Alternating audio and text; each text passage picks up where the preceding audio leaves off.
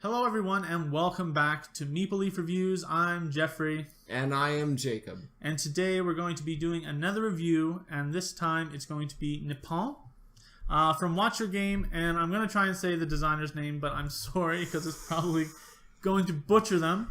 Paolo Soldati and Nuno Bizarro Sentiero.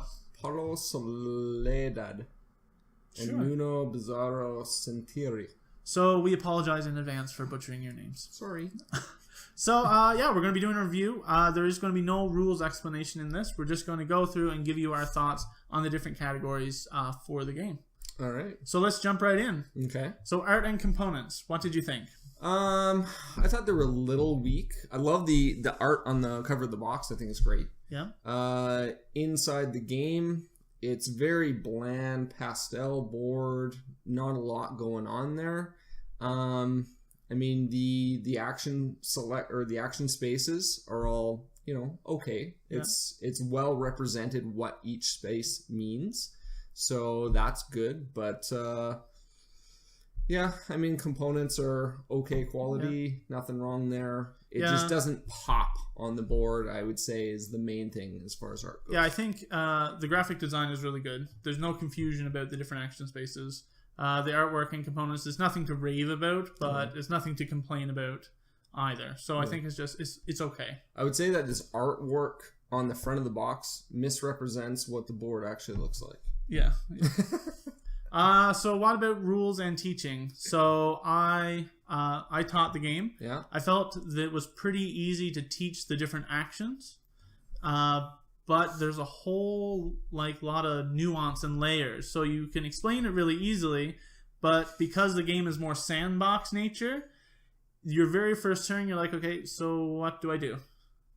So I didn't feel like the mechanics were difficult, but there's a lot going on there. So that your first game, you're just like, okay, well, what do I do now? Yeah. Maybe not the first turn, because I would say the first 2-3 actions are pretty set in stone as to what you have to do. But after that, it just kind of opens up, and it's just like crazy. You can do anything you want. Did you find it difficult learning?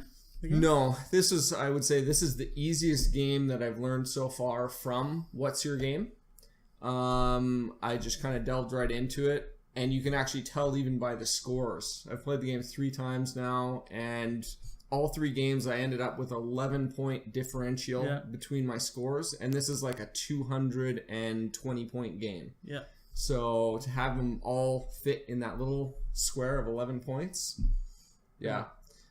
What about the theme? So I found the theme was there. I mean, you're controlling these big conglomerates of companies producing a whole bunch of different goods, trying to get influence in Japan and also sell your goods overseas to fulfill different contracts.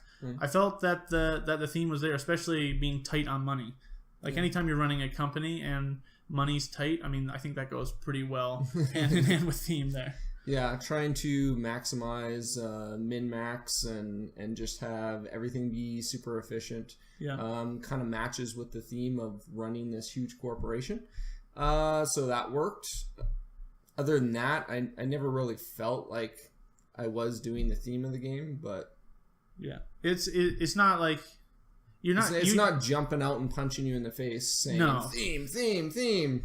But it's there. I think it's all grounded in theme, but you may not be pulled into it. Yeah, I think that's a good representation. It's grounded in theme. Yeah. I like that. So gameplay and mechanics. Yeah. What do you think? I love the worker displacement. So workers are all out on the board, and then you're pulling workers off to take the action. Yeah, that was a really cool twist on, instead of worker placement, you're worker taking or worker displacement. Yeah. Something like that.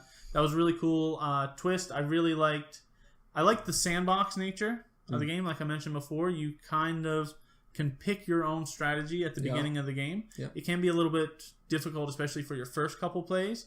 And I also find the strategies are very nuanced in this game. It's not like if you were playing like a dungeon crawl game where you're like, okay, I'm going to be the warrior with the big thick armor going in, or I'm going to play like the ranger with the leather armor. There's not that readily apparent difference in the strategies in this game. It's very nuanced. Yeah, there's lots of little details. Like I was saying earlier, it's about min-maxing and like making the most efficient plays at whatever your strategy is. Yeah, I think that's the other big thing. It really pays to be efficient in this game. Oh yeah. Because most actions that you can take them 1, 2, or 3 times. Yeah. So trying to set yourself up to get the 3 times benefit when you take that action is huge. Yeah. You get a whole lot more efficiency out of that.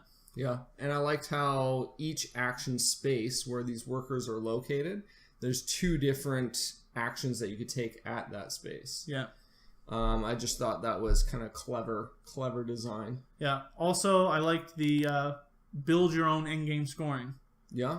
Like you have different categories where you're going to score, but you're only going to score those categories if you get the multiplier, the victory point multiplier. Yeah.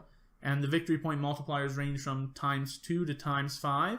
So you can put them where you think you're going to be doing the best and hopefully try and achieve that goal throughout the game. So I really liked that. Yeah, it really kind of helps push you in the direction that you want to go. And if you're ever like, oh man, what should I do on this turn? You can always kind of look back at, okay, well, what are my score conditions? Mm-hmm. And then maybe focus somewhere on that. Yeah. So yeah, I really liked all the different mechanisms. I liked the open sandbox nature. It really gives you a lot of room to explore. Right. And I think there's a lot more room there than what is initially apparent. Because my first couple games, I was kind of like, okay, well, I just get a factory, do this, do that. But then as I played more and more, I was like, oh, okay, I'll try this subtle difference. Right. And really, the subtle differences can make huge impacts. Yeah, big swing. The difference between having 1 coal left over versus 2, I mean, it can be a huge impact on the game. So you really need to plan and be efficient in this game. Yeah, one of my favorite things in the game, while it's a love-hate relationship, is the consolidation. Yeah. So you can take a maximum of 6 actions in a row, and then you have to consolidate your earnings or whatever you have left over for resources, and they just get wiped clean. You lose them. So if you haven't used everything that you had available to you by that point, tough luck, it's gone. Yeah. And now you're starting over from scratch for this next phase. Yeah.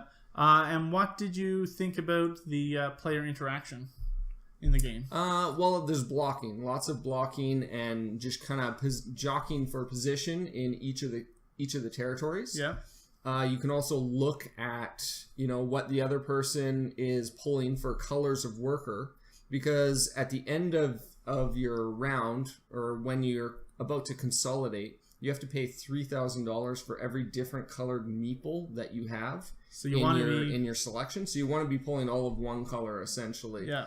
It usually ends up that you're shooting for 2. Yeah. Otherwise, you're costing yourself a lot of money for the next round if you don't do that.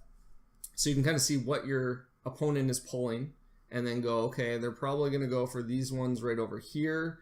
He might want to be taking this action, so you can actually pull that one off to prevent him from taking an action that he wants to, or if he does take that action, it's going to cost him. Pay more. Yeah, I definitely found the same thing. The area control on the board, you're definitely trying to get him first, so there's a lot of position there.